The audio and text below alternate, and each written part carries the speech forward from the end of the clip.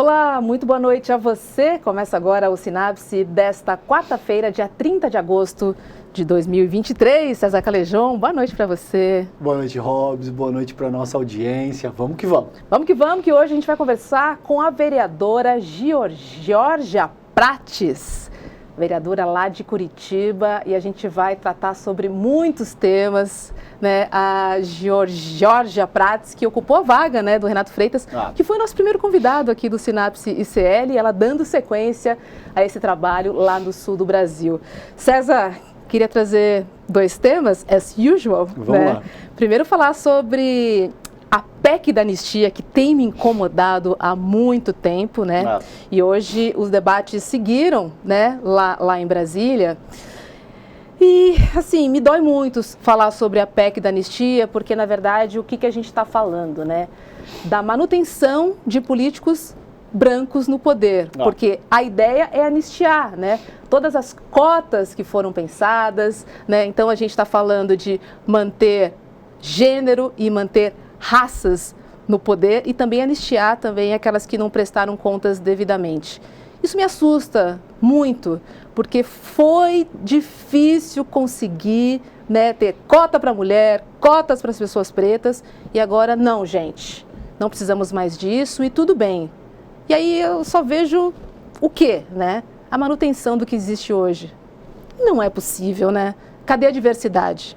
Né? Cadê a pluralidade? Né? Cadê a riqueza de debate? Porque se todo mundo pensa igual, é aquela coisa, né? A gente não avança. E esse é um tema especialmente sensível, Robs, porque eu bato muito isso no Esfarrapados, que é esse meu último livro. Eu já conversei a respeito disso várias vezes contigo. A República Federativa no Brasil, ela não surge do nada. Ela surge com base num legado histórico e cultural do que foi o Brasil colônia, o Brasil império, e de um modelo escravista que, consequentemente, organizava os arranjos sociais dessas duas instâncias do nosso passado. Então, se você não advoga, se você não luta para que exista um processo ativo de mudança, isso não vai mudar gratuitamente, entende? A gente vai daqui a 200, 300, 400 anos estar olhando por um contexto muito parecido com o que a gente ainda tem hoje. Então, medidas dessa natureza, não por acaso, veja que loucura, as pessoas que se dizem conservadoras, elas combatem esse tipo de coisa. Por quê? Porque elas querem conservar o mundo como elas conhecem. Elas querem, de muitas maneiras, manter o seu status e as suas posições hegemônicas de poder com base na dominação política, econômica e, em última instância, social. O que acontece aí é que essas cotas existem por um motivo. Elas existem para que a gente ativamente comece a reestruturar os espaços de poder, para que a gente tenha não só mulheres, por exemplo, como uma mulher que a gente vai entrevistar hoje aqui, ocupando um cargo político, mas a gente tenha mulheres dentro das empresas, a gente tenha uma mulher na Corte Constitucional Brasileira, a gente tenha pessoas que sejam capazes de promover mudança e, como você muito bem colocou, organizar a representatividade do povo brasileiro, como ela se manifesta no dia a dia perante a população.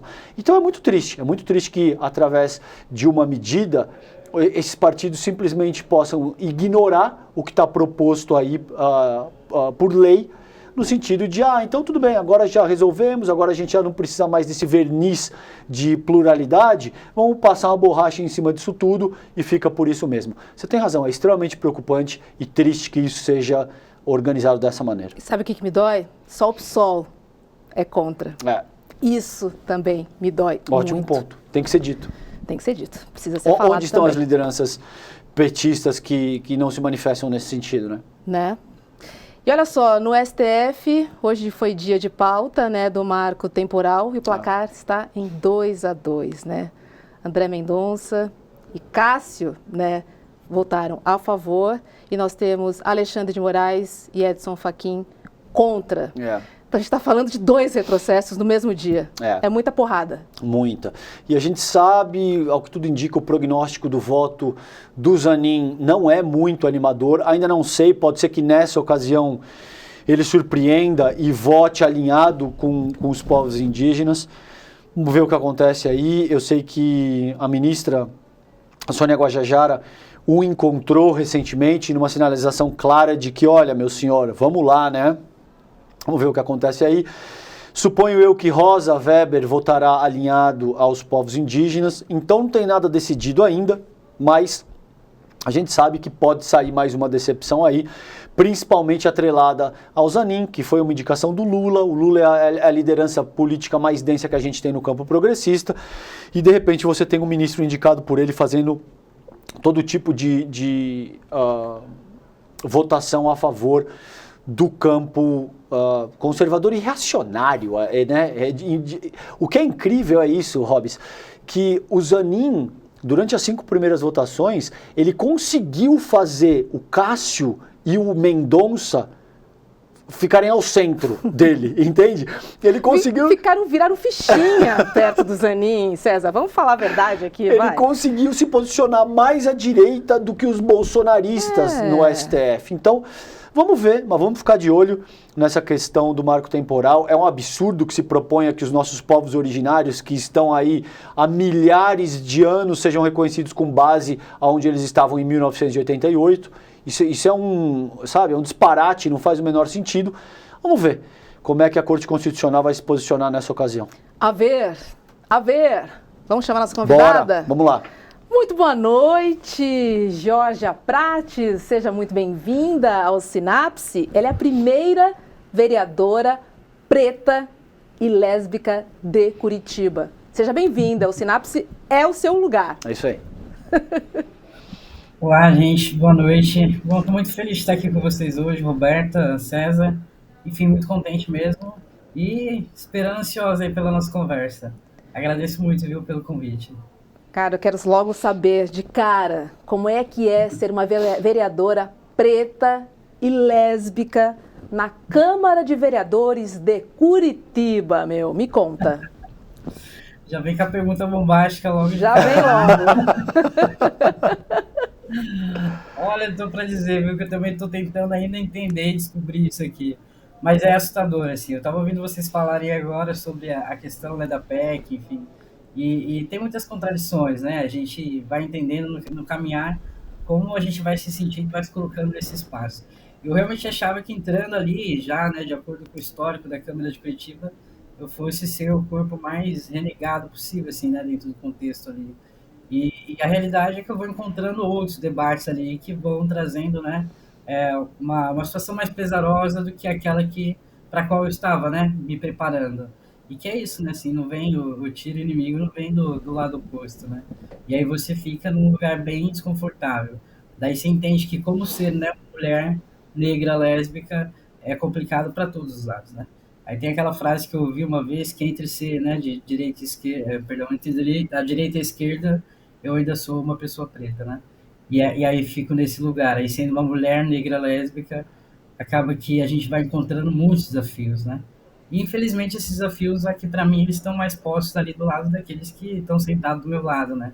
Então aí você vai entendendo que a gente está é um espaço político, a política ela tem todo um lado que você também vai conhecendo que ele é de encenação, né? Que as pessoas encenam, né, quem são e que, na verdade, assim, tudo vai de acordo com aquilo que elas esperam para ter de voto, né? E aproximando agora a eleição também, você vai entendendo que o seu corpo está totalmente em perigo, né? Não só o seu, né? Daqueles que você representa, é um corpo que está marginalizado e que, dependendo dessas pessoas que estão observando e tratando a política, né? Vivendo a política como se fosse um jogo, né, de cartas marcadas, aí você entende, caramba, como isso é difícil, né? Porque aí você vai ver que, por um voto, né, assim, você acaba sendo o inimigo daquele por quem você também disputa o voto, né? Porque as suas pautas, né, por ser mulher, negra, lésbica, favelada, são pautas que as pessoas usam, né, para se eleger, né? E aí fica complicado, porque acontece um jogo de apagamento, né, um jogo de invisibilização que vem mesmo do fogo amigo, né? Porque do outro lado, aquelas pessoas, se elas vêm bater em mim, né, como, né, conservadores, enfim, elas acabam ganhando voto por um lado, e, né, pontuações, vamos dizer assim, no jogo, por um lado, e do meu lado ali seria isso meio que, se eu perder essa pauta, quem leva é essa mulher preta, né? E aí você fica num lugar assim que a briga é sorrateira, né? Porque você também entra nesse espaço de tipo, como que eu vou rebater a isso, como é que eu vou debater sobre isso sem ser estigmatizada, né? Da mulher negra, enfim, tantos estigmas aí que podem surgir disso, né? Ainda mais porque vem daquele lugar das pessoas que estão tratando disso como quem também defende as pautas, como quem também são antirracistas, são, né, anti tudo, né? Mas que, na verdade, estão tratando da mesma forma, do lado oposto da situação, que é não se importando realmente com as suas pautas, com as suas demandas. E eu falo suas, assim, porque eu estou falando desse lugar mesmo, né? De negra, favelada, enfim, né? De lésbica. E aí você vê como nossos corpos estão realmente, assim, correndo muitos riscos, né? Jorge, obrigado, querida, pela tua participação, por aceitar o nosso convite. A gente estava conversando aqui um pouco nos bastidores, eu disse para vocês que eu tenho um amigo, o Wagner Miqueias, que é um intelectual que eu respeito muito, que tem uma obra muito interessante acerca da escravidão e do capitalismo. Ele faz uma análise da escravidão sobre o prisma do capitalismo. E eu também citei o Fred Hampton, o líder Pantera Negra, no qual ele diz que a ideia não é reproduzir uma espécie de capitalismo preto. Esse é o termo que o Hampton usa, e eu disse para vocês o quanto isso também é complicado, porque em alguma medida a gente vive um modelo capitalista, então exigir que pessoas pretas não ascendam dentro da sociedade do capital, a meu ver, também é bastante cruel e difícil. E eu converso, existem pensadores, por exemplo, que me dizem que a luta antirracista tem que necessariamente ser anticapitalista. Você concorda com isso? Como é que você sente essa questão? Eu acho que o capitalismo realmente é a maior doença que a gente tem na sociedade, né? Assim, enfim, o capitalismo é uma doença, mas é a maneira como a gente se estruturou. Eu não acho que as pessoas pretas têm que estar apartadas disso, né? De não vivenciar, de não viver o capitalismo, porque isso é impossível. Uhum. A gente vive nessa estrutura do capitalismo, embora eu não seja, né, favorável a ela. Mas a gente tem que entender que, assim, a gente não está... eu acho que o povo preto, ele tem uma outra concepção sobre mundo, sobre vida, assim como os povos originários também.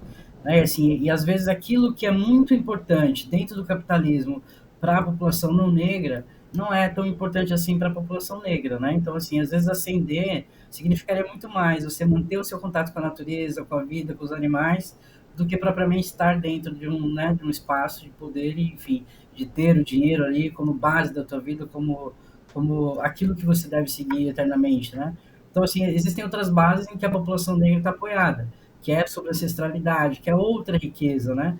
E isso não impede que a pessoa esteja dentro desse sistema capitalista, mas sim que ela possa, dentro dele, ainda manter todos os seus valores e, na verdade, ter, né, tudo isso respeitado. Então, eu acho que não é estar contra ou estar dentro ou ter que estar fora para ser, né? Na verdade, eu acho que tem que ter um equilíbrio entre as coisas, e esse equilíbrio que é o que nos falta, porque ainda nos falta entender o que é a realidade das etnias, né? Eu acho que separar, entender, respeitar as etnias é o que a gente não consegue fazer.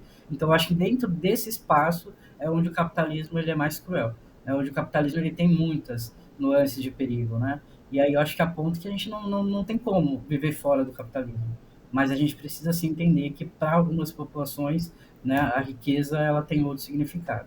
Com certeza, eu estou muito com você nessa, porque César, eu acho que a mudança se dá a partir de que todos os espaços são ocupados por todos, né? Eu não consigo ver um avanço quando há segregação, né? Ah, eu sou branco para cá, amarelo para lá, verde para lá, rosa para lá.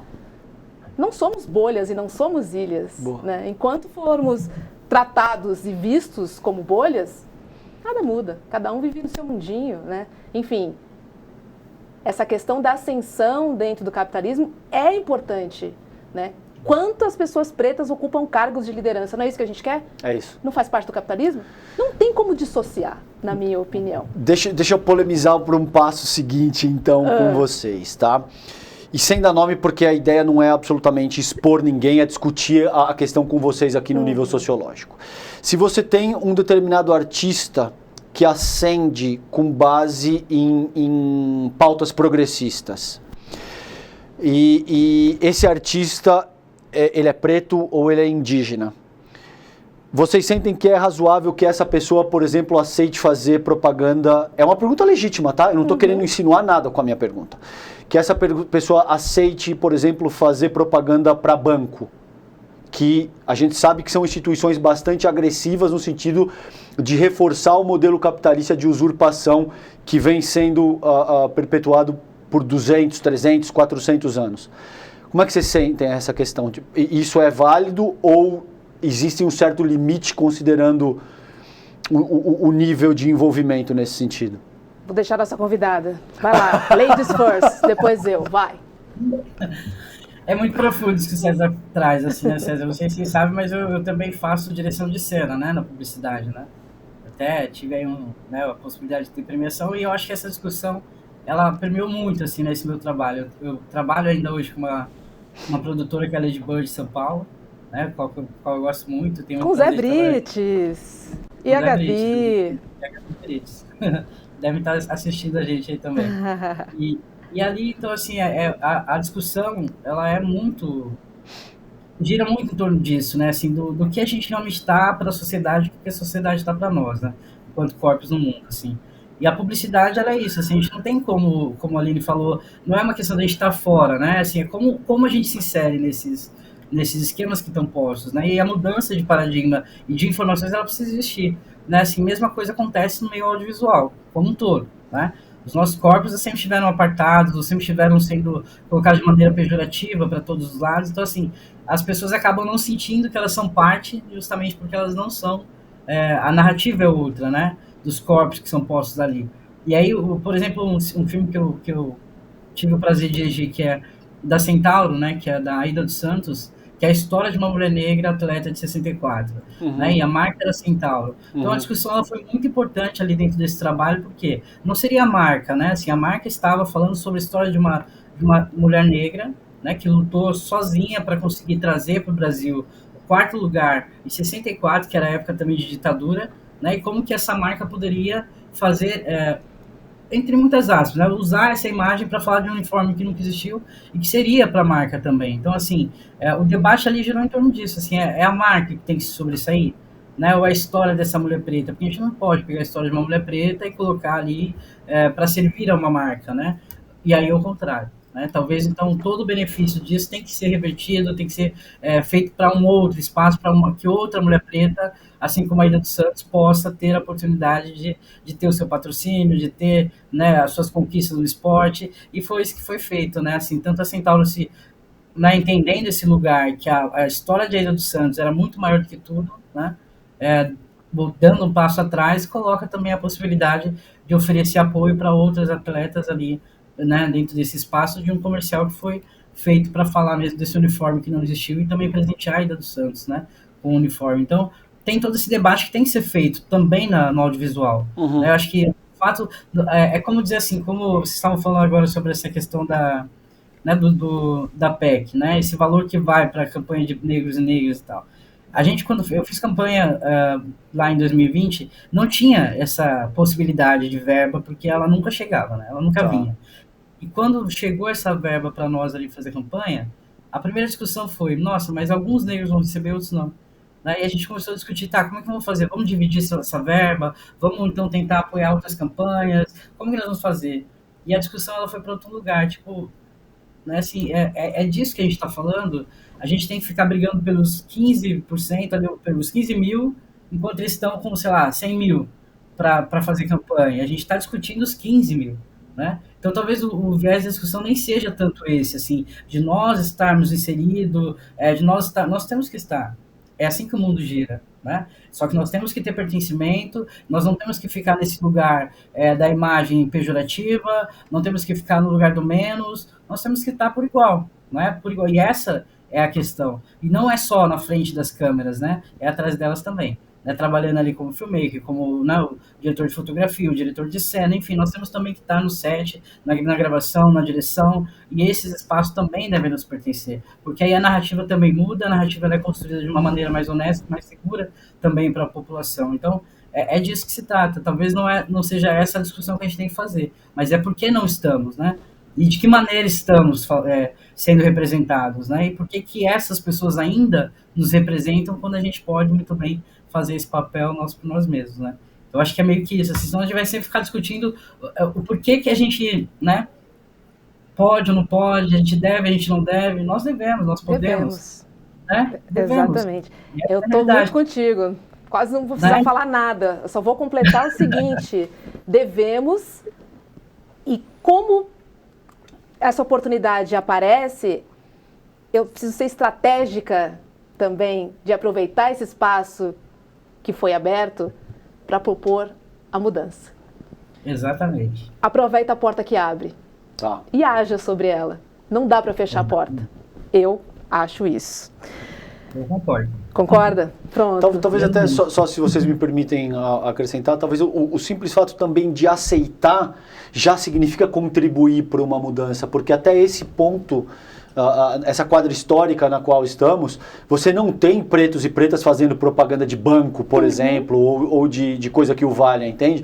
Então é óbvio que você não vai se envolver em qualquer projeto, depende de como isso vai ser estruturado, mas muitas vezes o simples fato de aceitar participar e de se envolver com algo dessa natureza também já contribui para essa luta que a gente quer catalisar. Com certeza. A presença de um corpo preto fala muito, César. A simples presença de um corpo preto tem um impacto muito grande dentro da nossa comunidade. Às vezes você não precisa falar nada.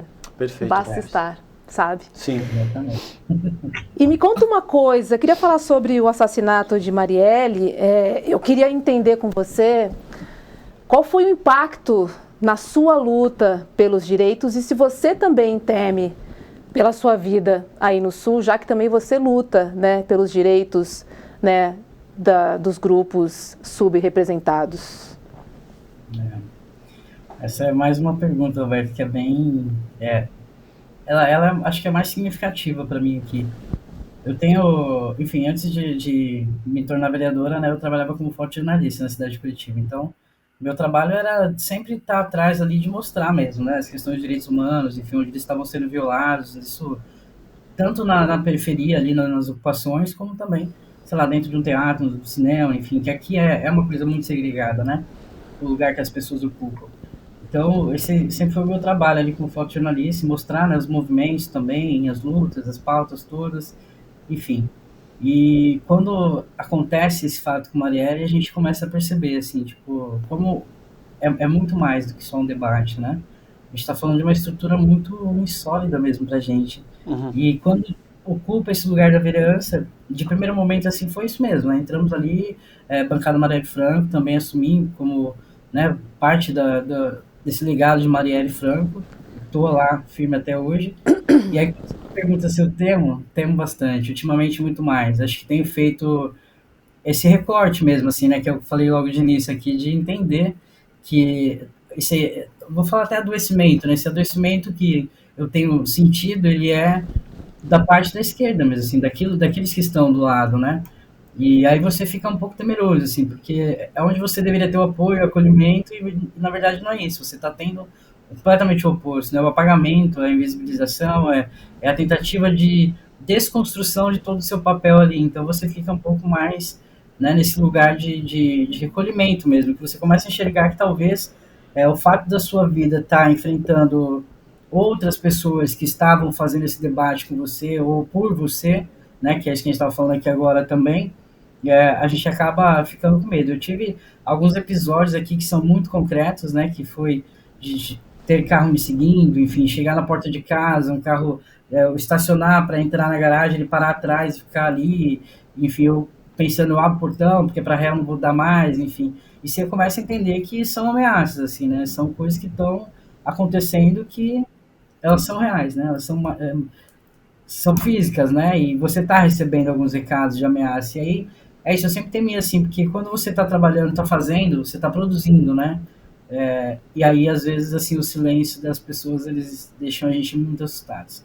Então, eu sempre falo, né, no gabinete das meninas também, que o nosso gabinete só tem mulheres, e ali a gente está percebendo, assim, né, o quanto para nós tem sido um pouco estarrecedor, assim, né, o medo que está gerando mesmo de ser uma próxima Marielle, por ser, né, um corpo negro, lésbico, né, que está fazendo a narrativa a partir, né, da sua vivência, da sua experiência.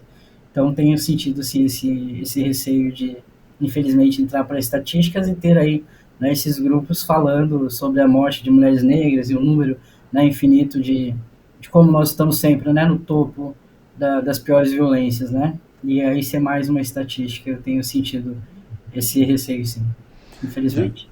Jorge, nessa tua fala, você disse que você sente uma espécie de apagamento, né, da própria esquerda. Me fala um pouco mais a respeito disso. Você sente que existe uma resistência dentro do próprio campo progressista, dentro do próprio partido? Como é que isso se manifesta e se dá na prática? Veja, assim, ó, enquanto eu trabalhava como fotojornalista, eu ficava sempre percebendo, assim, né, assim, a gente quando vai para campanhas, né, e o discurso é sempre esse, assim, né, dos políticos. A gente tem a questão da negritude, tem a questão da periferia, né, a maioria de nós, nossos corpos, né, vamos colocar dessa maneira certa, nossos corpos ocupam esses espaços, né, que é o espaço da ocupação, que é o espaço da necessidade, da ausência de políticas públicas, e aí também tem esse lugar que nós somos a maioria, né, da população. E aí quando você vai fazer uma campanha política, a sua campanha política é pautada exatamente nas demandas desse corpo, né, que é sobre questões, né, contra a LGBTfobia, contra o racismo, contra a pobreza, né, com a questão da escola, educação, saúde, enfim, tudo aquilo que a gente não acessa, né, e essas são as pautas que um político tem para poder se eleger, né. E aí quando você entra num lugar que ele é um lugar de representatividade, que é um lugar que realmente, assim, esse corpo que você diz que você representa, ele se materializa naquele espaço, né, e ele está defendendo exatamente aquelas pautas com essa legitimidade, que é esse lugar de fala, né? O lugar de fala não impede ninguém de falar, ou de fazer, ou de agir, né? Muito pelo contrário. Mas ele te traz essa legitimidade pela experiência mesmo, né? E aí eu acho que é o que eu sinto nessa dificuldade mesmo das pessoas entenderem. Então, tem esse apagamento que ele vem, que ele surge com muita força, né? É você estar, por exemplo, num ato de mulheres lésbicas e simplesmente você não poder ser anunciada, mesmo sendo vereador, estando ali como uma mulher negra lésbica, mas porque então existem outros... Isso aconteceu, Jorge, ou é um exemplo que você está formulando? Isso aconteceu de fato? Não, aconteceu de fato. São coisas que estão acontecendo, né? Então você acaba sendo desvalorizado, não apagada mesmo, né? Assim, é uma invisibilização que acontece proposital para que você não tenha, porque você tem a legitimidade daquilo, né? E se você está dentro de uma reunião que ela fala sobre o seu corpo, né, esse apagamento ele é muito sério, ele é muito significativo. Deixa eu insistir nisso contigo, desculpa, eu sei que pode ser até um pouco desconfortável, mas eu quero trazer isso para o âmbito prático e você me diz se você quer trabalhar esse tema aqui ou não.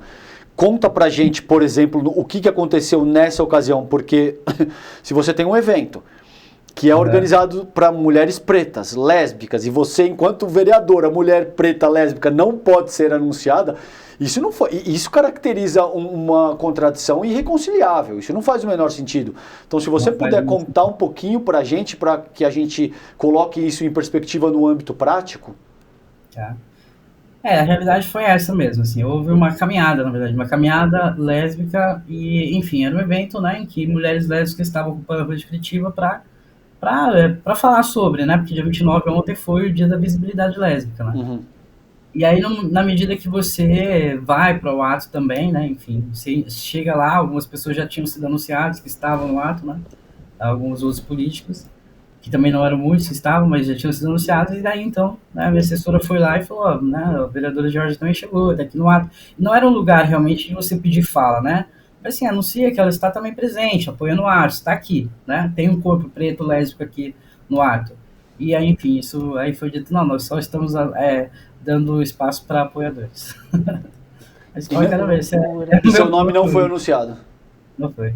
Entendi. Não foi, assim, houve até muita resistência, assim, porque as meninas tentaram muito, assim, fazer com que fosse, mas, né, se aí você fica no lugar, tipo, agora eu faço o quê, né? Vou lá, reclamo, falo, mas, enfim, você, a mulher negra lésbica, que aí vem, né, todos os estigmas, né? A raivosa, né, a bravona, porque ainda também não tem um corpo feminilizado, né? Uhum. E aí você entra em outros estigmas ali, e acho que também tem essa jogada, sabe? Essa sapiência de entender que se você for para o contra-ataque, você vai ser estigmatizada, porque aí no final você tem o quê do outro lado? Um monte de mulheres brancas, lésbicas, que são, né, assim, e ricas também, né? Que estão no outro lado da pauta. Então, assim, é bem complicado, sim, né, e você saber que ainda dentro disso tudo são por interesses também políticos, né? Mas o que elas não entendem é que para mim não é uma questão de interesse político. É a questão realmente da representatividade, de saber que é a primeira vez que se tem um corpo negro, lésbico, ocupando um espaço, né, de política pública, enfim, debatendo questões de políticas públicas, e que se você invisibiliza esse corpo, amanhã você vai estar sentada falando sobre Marielle, né? Se você faz o apagamento desse corpo, amanhã você está o quê? Falando sobre a Luana, né? Luana, que todo mundo sabe, morreu ali porque foi, a polícia parou, enfim, e foi, né, pedir para ser revistada por uma policial feminina. E é disso que se trata, né? Assim, essa incoerência que você acaba falando, poxa, é isso, você quer ainda que esses corpos existam, né? Na vulnerabilidade, você quer ainda esses corpos apagados e silenciados eternamente, para que você sente numa mesa de debate político e você possa falar sobre nós.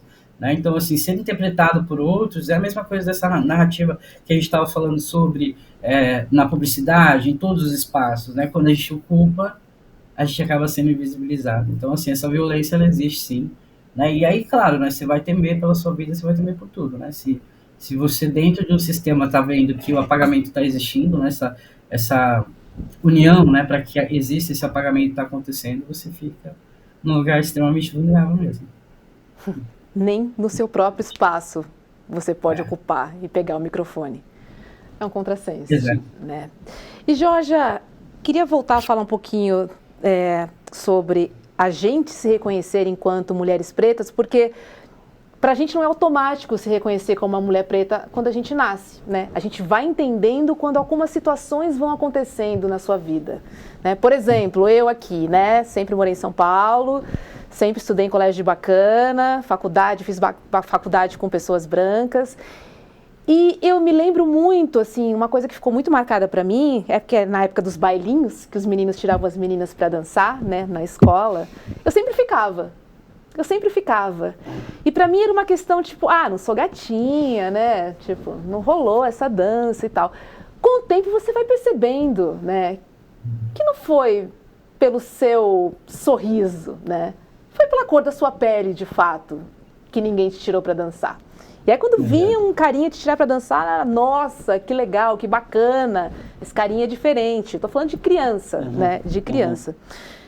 Tudo isso pra dizer que a nossa conscientização enquanto mulheres pretas, ela se dá através dos acontecimentos. E aí quando você tem essa conscientização, te vem um monte de responsabilidade. Eu não quero que a minha filha passe o que eu passei, né? Então eu preciso fazer alguma coisa, eu preciso lutar. E aí eu queria trazer uma frase sua que diz o seguinte, olha, me reconhecer lésbica não foi um BO tão grande. Ser preta foi mais difícil. E aí eu vou dividir com você. É algo que começa a gritar dentro da gente, né, Georgia? Pra gente tomar uma atitude e fazer alguma coisa. Não só pela nossa comunidade, mas por esse mundo, pelas outras pessoas. É mais ou menos por aí, né? Exatamente. Até um salvar-se também, né? Assim, a gente quando vai entendendo esse lugar mesmo, né? Pra mim não foi muito difícil, porque assim, eu acho que quando sei lá, me desculpe por gente, eu já sabia que eu era lésbica, né? E aí minha mãe tendo essa conversa comigo e aceitando o fato de eu ser, para mim o mundo, nesse lugar, não me fez mais diferença, assim. Era o que eu era, é o que eu seria a vida inteira, né? A pessoa mais importante da minha vida estava ciente e estava do meu lado, não me abandonou, não me deixou, não...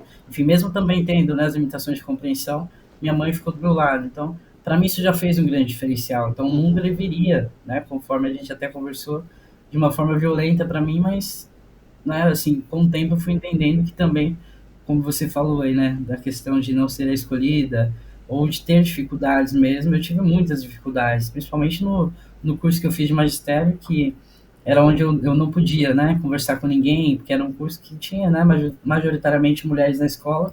E por muitos anos ali vivendo, eu não podia conversar com ninguém, não podia ter amizades, enfim, não podia ter contato com as meninas ali.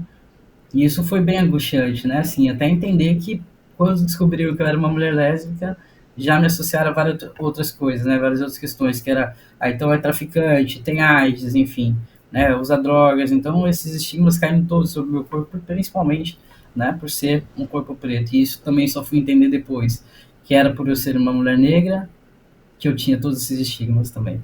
E aí, então, me fizeram passar por muita coisa, né? Que era ficar sem diálogo com ninguém. Eu tinha as professoras que me levavam para uma salinha de reunião toda sexta-feira e me faziam perguntas super absurdas, né? que era do tipo, por que que o Clayton só dorme? Enfim, eu até sabia, porque como eu não podia falar, eu ficava ouvindo tudo que acontecia, né?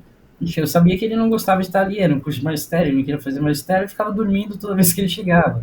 Né? Tinha outra menina que só chorava, por que que a fulana só dorme? Ou, perdão, só chora? Uhum. Sabia também que ela estava tendo uma situação com o namorado, enfim, sabia todas as respostas, mas enfim, não se tratava da minha vida, né? Então, toda sexta-feira era aquele questionamento, eram 5 professoras, eu sentada no meio ali da sala, né?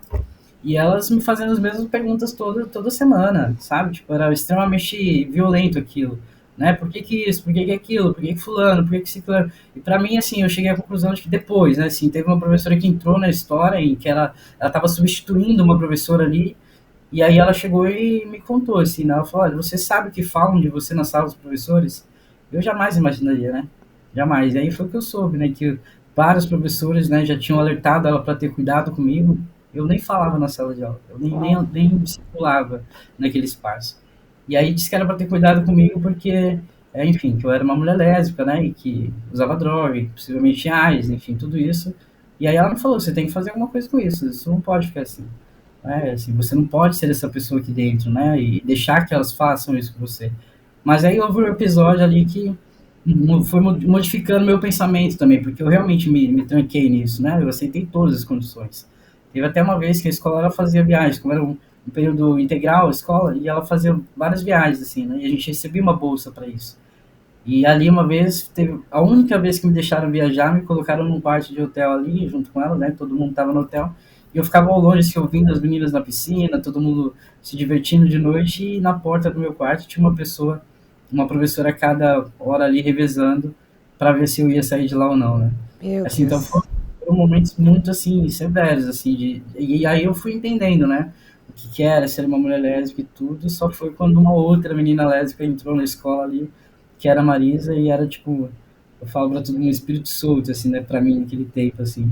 E aí tentaram fazer com ela a mesma coisa, e só que ela era uma menina branca, né? E aí tinha um limite, assim, né, de poder entrar na vida dela, de invadir ela, assim. Uhum. E aí vieram conversar comigo, me pediram até para poder fazer com que a Marisa fosse um pouco menos sapatão dentro da escola. Não dá, minha E aí eu, filha. nossa, eu admirava tanto ela livre, leve e solta, andando ali. Eu queria mais era ser ela, né? Podia fazer com que, né? Jamais isso não estaria. Enfim, aí foi que eu fui entendendo um pouco mais, assim, que precisava mesmo me colocar um pouco mais, sabe? E aí só depois que um dia que uma menina me chamou, inclusive para uma sala de armários, né, que tinha na escola ali, e ela sentou do meu lado na escada, que eu tava ali, né, esperando acabar uma hora que a gente tinha de almoço. E ela sentou e ficou falando, ó, vem aqui, eu quero te mostrar um negócio. E eu pensando, meu Deus, se eu for, eu vou me lascar. E ela dizia, não, vem, eu só quero te mostrar um negócio, é bem rápido, é bem rápido. E eu pensei, bom, eu vou, porque não tem ninguém no corredor, e se eu, né, se me virem com ela aqui, eu vou ter prejuízo, né, vou me expulsar da escola, como era sempre a ameaça, né. Uhum. E acabei correndo com ela dentro da sala para ver o que ela queria me mostrar tanto. E ela pegou um caderno que tinha alguns grafites e eu fiquei, né, olhando aqueles grafites, me perguntando por que eu tô vendo isso, né? Enfim, aquele momento não acabava, eu tava tão angustiada. E aí eu comecei a ouvir os toque-toque da professora, que eu sempre ouvia, né? Um barulhinho de sapato vindo já rapidinho.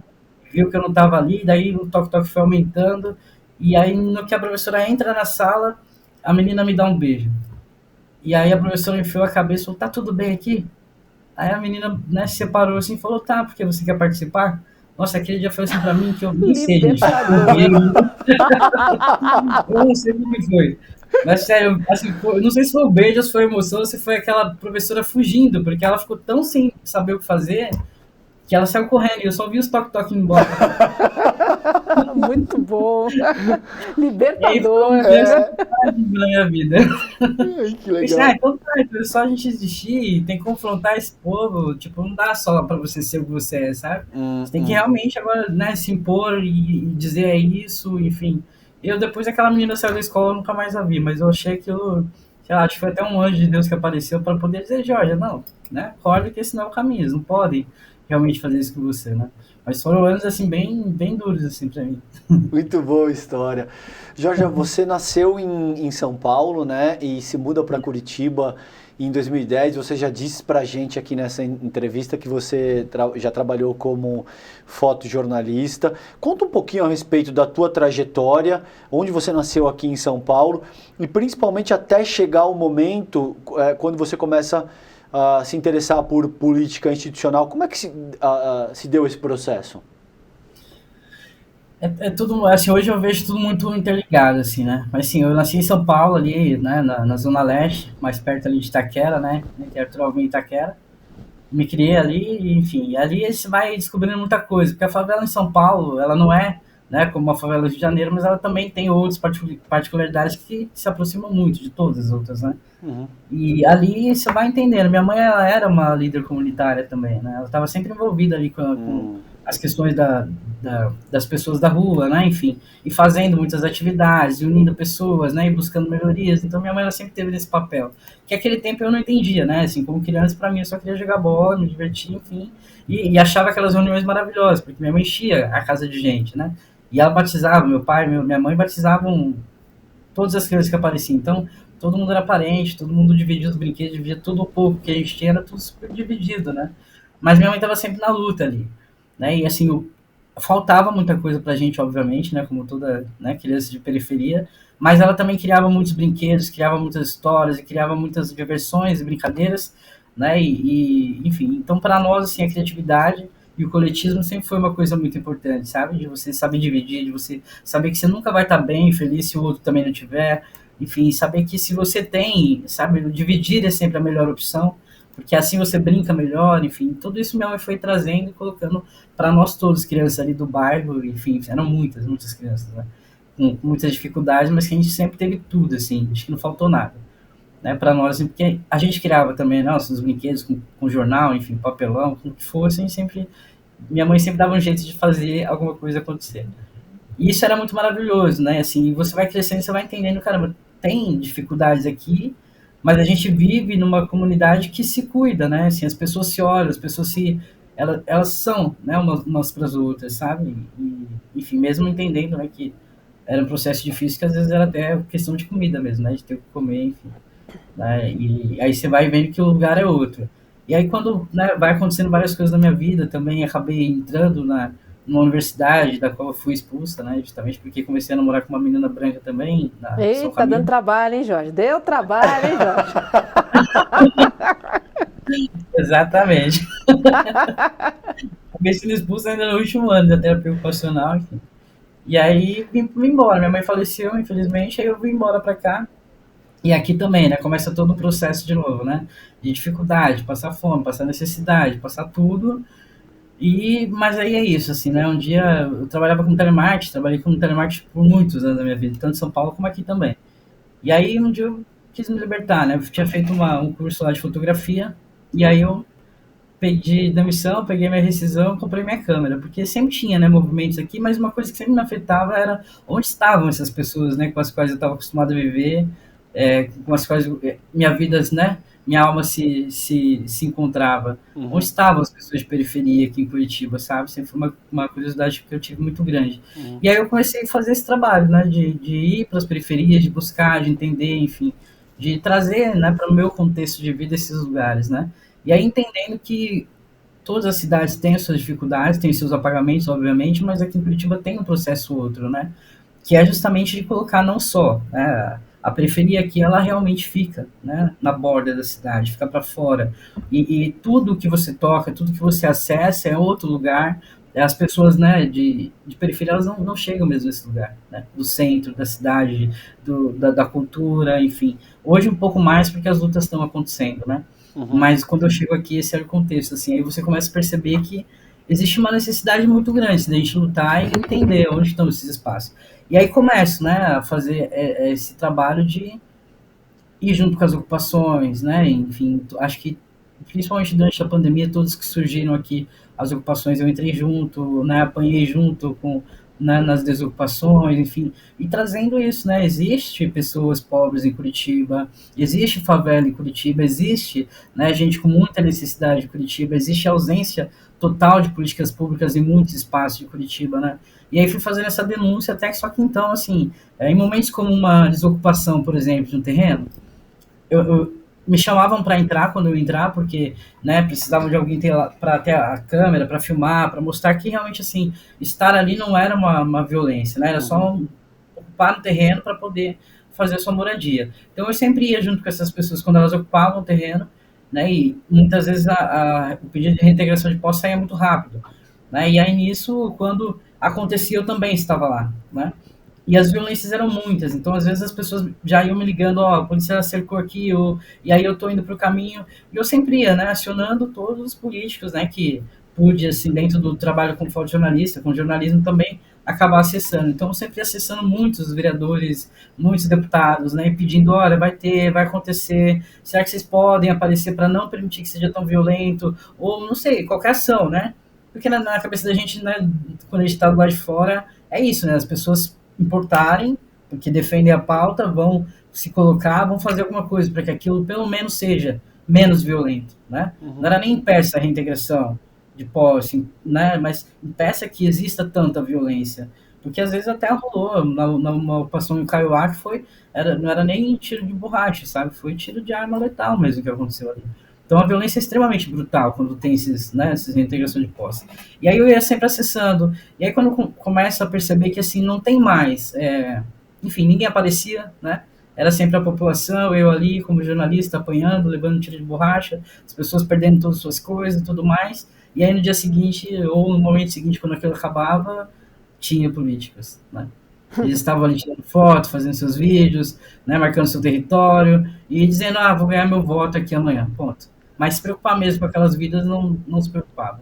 Por mais que mostrasse, né, assim, vereador X esteve lá, deputado X passou lá, mas, né, ninguém sabe que antes disso teve toda uma ação e houveram vários pedidos, né, de socorro para que aquilo não acontecesse de maneira violenta e ninguém se portou. E aí você começa a perceber que, assim, eu estava na rua, mas estava mais sofrendo em demonstrar e mostrar para todo mundo, né, a vida e as necessidades dessas populações, do que para mim mesmo se tornando algo mais prazeroso como era de início, sabe? De falar, poxa, olha que legal, né, estamos aqui, estamos lutando, vivemos a periferia dessa forma, aqui nesse espaço, enfim, né, olha como as lutas, né, dessas pessoas diariamente são importantes, como a vida dessas pessoas são importantes, né? E aí acabou que se tornou mais dor mesmo, assim. E aí eu entendi que talvez o meu espaço de luta não fosse mais só o das ruas, né? Tivesse que ser outro mesmo, que é ocupar esses espaços para que eu não tivesse que sair ligando para todo mundo, né? Mas que eu mesmo possa estar lá quando e se as pessoas precisarem. E aí foi onde eu comecei a pensar mesmo sobre isso, né? Sobre ocupar esses espaços. Depois, numa conversa com a Mônica Benício, foi que isso formalizou mesmo dentro de mim, né? Que eu falei, então é isso, é por esse caminho mesmo que eu tenho que ir, porque não dá para ficar só falando, né? Dando para as pessoas, né, na verdade, para os políticos, as pautas pelas quais eles devem trabalhar, pelas quais eles devem lutar. Porque não é disso que se trata, né? Assim, eles vão falar disso na campanha e depois a gente continua no mesmo lugar, né?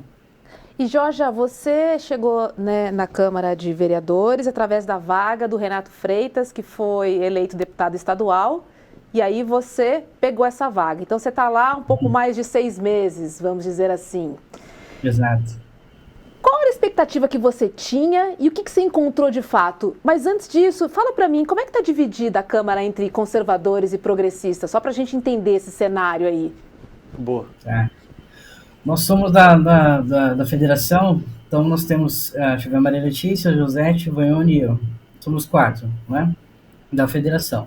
E os demais ali, nós temos uns 2 ou 3 ali que ainda tem, né, esse apoio, né, um pouco mais para o nosso lado, mas o restante é tudo base, né, assim, do governo, enfim, tudo. Mas a gente, assim, eu esperava realmente, né, chegar lá e fosse encontrar, sei lá, o caos, né, de pessoas sem diálogos, enfim, sem a gente poder fazer qualquer tipo de até ter, não, uma política com diplomacia, né, que precisa do debate, do diálogo para existir. E aí eu me surpreendo um pouco, porque realmente o Renato entrou ali e passou por muitas situações, né? Sim. Até mesmo vivenciando a Câmara ali dentro de um período também de pandemia, né? Em que as pessoas ficaram, sei lá, fora de si mesmo. E algumas são ainda, né? Mas a gente teve, assim, eu tive um outro lugar, né? Eu sempre costumo dizer, é sempre importante mesmo a gente olhar para trás, né? Nesse movimento Sankofa, que é olhar para trás para entender também o presente e ver para onde a gente está indo, né?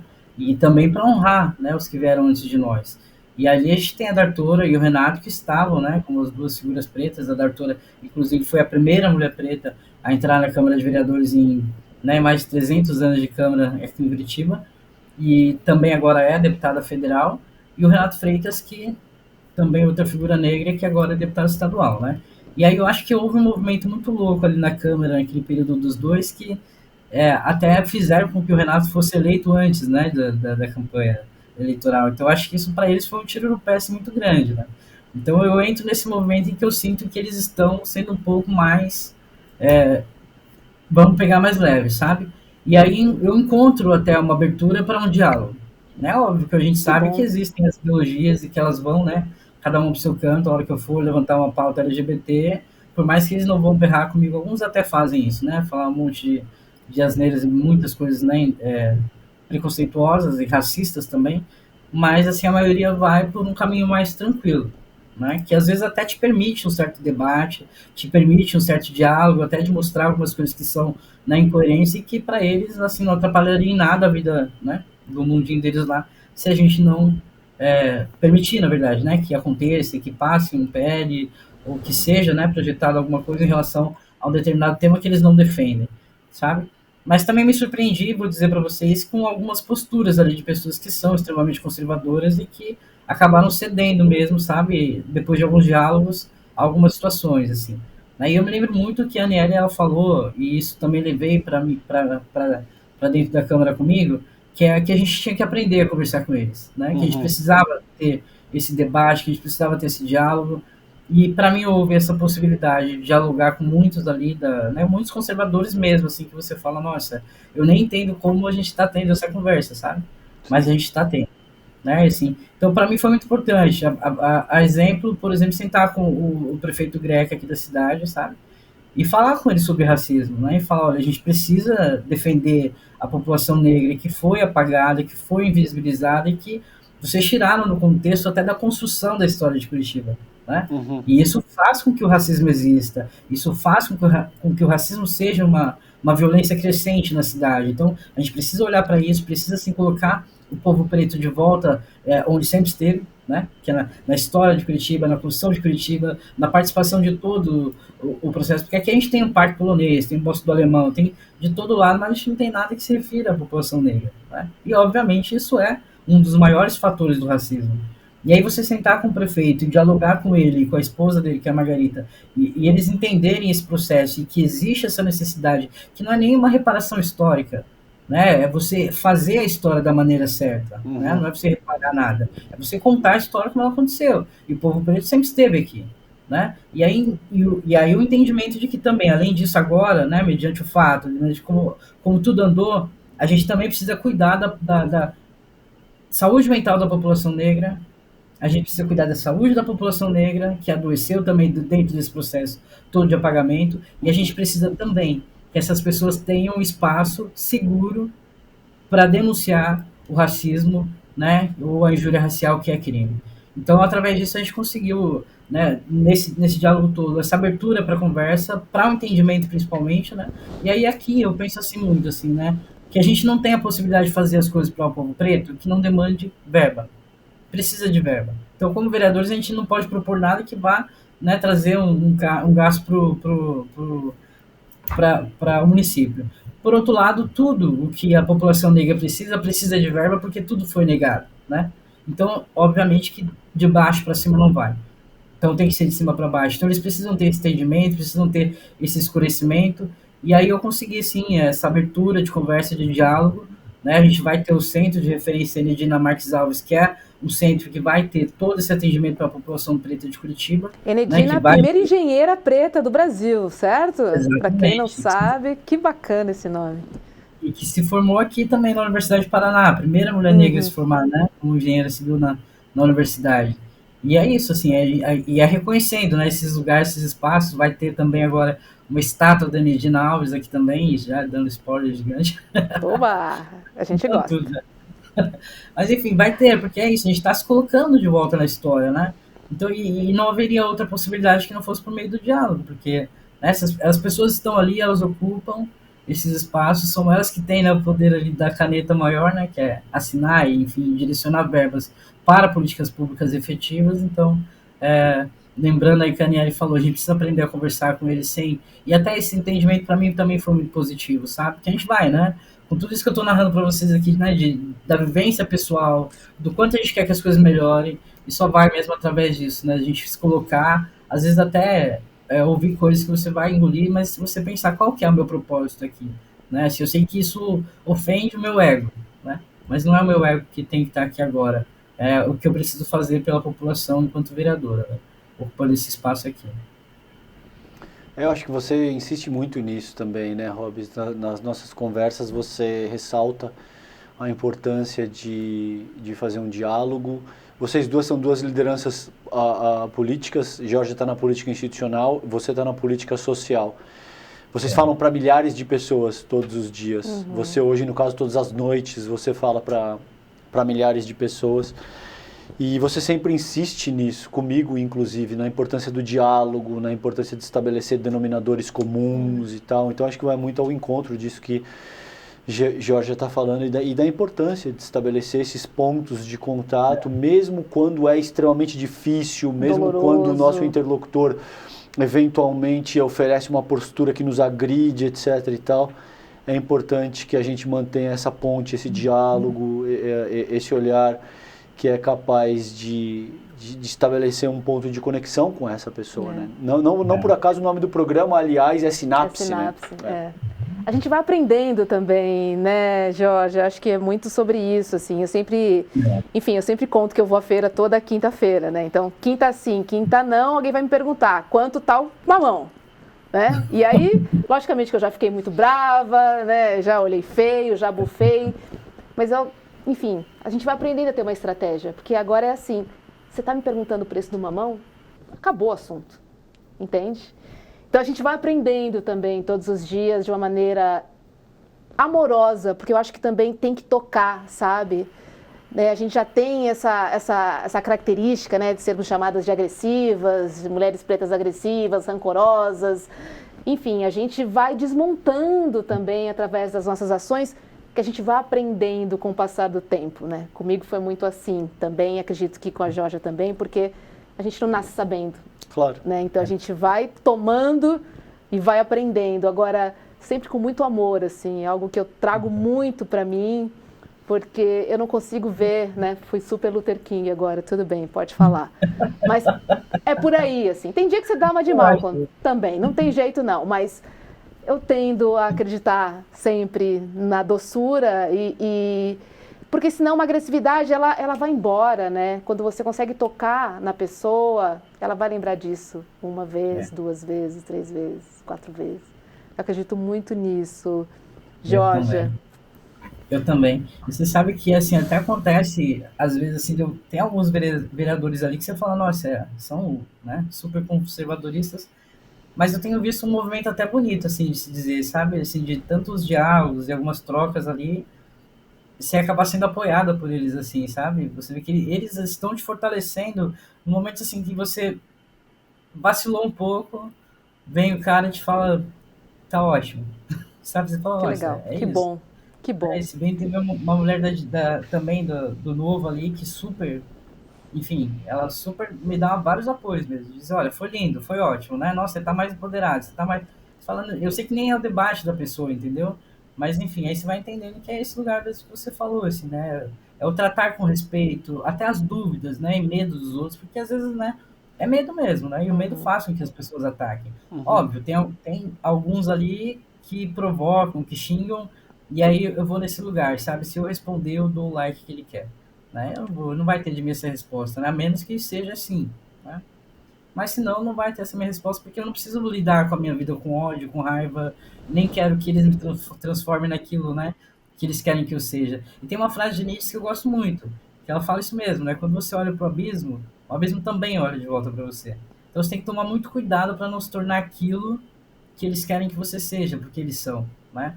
E aí quando você se retira e se coloca nesse espaço que você falou, Roberto, do amor, você realmente está protegido de muitas coisas, né? Você sabe que a sua atitude, né, o seu fazer política, ele não vai estar pautado em nada além disso, né? Do amor e da sinceridade que vai ser a justiça, né? aquilo que você queria para você, ou para seu irmão, para sua mãe, né? Você vai estar fazendo aquilo para as pessoas também. Então, às vezes é isso, né? Você ouvir, você saber responder e até às vezes entender que alguns sentimentos não tem que estar postos ali na mesa porque eles não vão ajudar. Né? E isso também é trabalhar com amor. É verdade. Muito bom. E o mundo só é bom quando é bom para todo mundo, né? Acho que tem que ficar muito claro. A gente sempre tem que lembrar disso. Boa. Lembrar e relembrar, lembrar e relembrar. É importante. Ai, que delícia de papo. Ficaria aqui, ó. Foi sim, passou tão rápido. Passou rapidinho, já pitaram aqui no nosso ouvido. Obrigada, fico muito feliz. Eu tenho muito contato com ela porque a gente faz parte do mesmo movimento, Mulheres Negras Decidem, que é um movimento de articuladoras políticas de todo o Brasil. Que legal. Então, nosso grupo, assim, além de mulheres empoderadas e gente muito, muito, muito, muito inspiradora, é um aquilombamento de mulheres do Brasil todo que a gente tem a maior felicidade, né, em compartilhar pensamentos, ideias, enfim, juntas somos mais fortes. Muito juntos bom. somos mais fortes, temos muita sorte. Viva o MND. Querida, viva o MND. Beijo. Seguimos na luta. Obrigado, aí Jorge. Em Curitiba, aqui em São Paulo, no Paraná, na Bahia, no Pernambuco, em Belém e no Rio Grande do Sul. É nóis. Valeu, querida. Um beijo, Jorge. Obrigada. Uma honra e prazer estar com vocês aí. Valeu. Obrigado, querida. Boa noite. É isso, né? Muito legal. Estabelecemos a sinapse hoje aqui hoje. Sempre. De novo, né? Muito bom. Muito que legal. Bom. Vamos lembrar a programação do ICL, que começa às 7 da manhã, com esta fera aqui, olha, apontei e ele apareceu.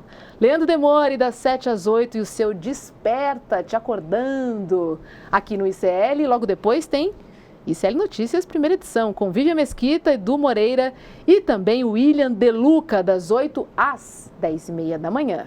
Quero lembrar que falta só um dia para a aula com a filósofa Marilena Chauí, tá? Vai acontecer na quinta-feira, ou seja, amanhã, às 8 horas da noite. Acesse na faixa icl.com.br/sinapse. Vamos dar um spoiler do convidado de amanhã? Opa, vamos. Quer falar ou falo eu? Não, pode falar. André Roncalha está chegando na área amanhã para fazer essa sinapse com a gente. Conecte-se com a gente a partir das 7h30 da noite, que a gente vai ter o Roncalha aqui, ó, dando um show, né, dividindo, compartilhando. Ele é sempre tão generoso, né, em todas as conversas que a gente tem com ele. Vai ser muito legal. Eu aprendo demais com o Roncalha. Cada novo enlace econômico, eu falo, André, me explica isso aqui, a didática dele, a inteligência, a eloquência com a qual ele se articula. Ele é um craque absoluto, está imperdível amanhã o nosso papo aqui no Sinapse com o André Roncalha. Vem com a gente. Vem com a gente. Valeu. Beijo. Até amanhã, beijo. Boa noite. Hasta la vista. Confira a programação desta quinta-feira do Instituto Conhecimento Liberta. 7 da manhã, Desperta ICL. 8 horas, ICL Notícias, primeira edição. Às 10h30 da manhã, Em Detalhes. 11 horas, ICL Mercado e Investimentos. 1 da tarde, Como montar bancos comunitários com o professor Hamilton Rocha. E adolescentes e crianças online. Como formá-los para o amanhã, com Nara Helena. Às 3 da tarde, Megacidades e Espaço no Mundo Contemporâneo, com Jorge Mário Jauregui. Às 5 da tarde, Espanhol Módulo 5, com Pilar Monteiro. 6 da tarde, ICL Notícias, segunda edição. E aula interativa de inglês B1, com Andréia Cipoli. E às 7h30 da noite, Sinapse ICL. Para saber mais, acesse icl.com.br. É amanhã, turma, nossa aula com a professora Marilena Chauí, aula com o título Para que Filosofia?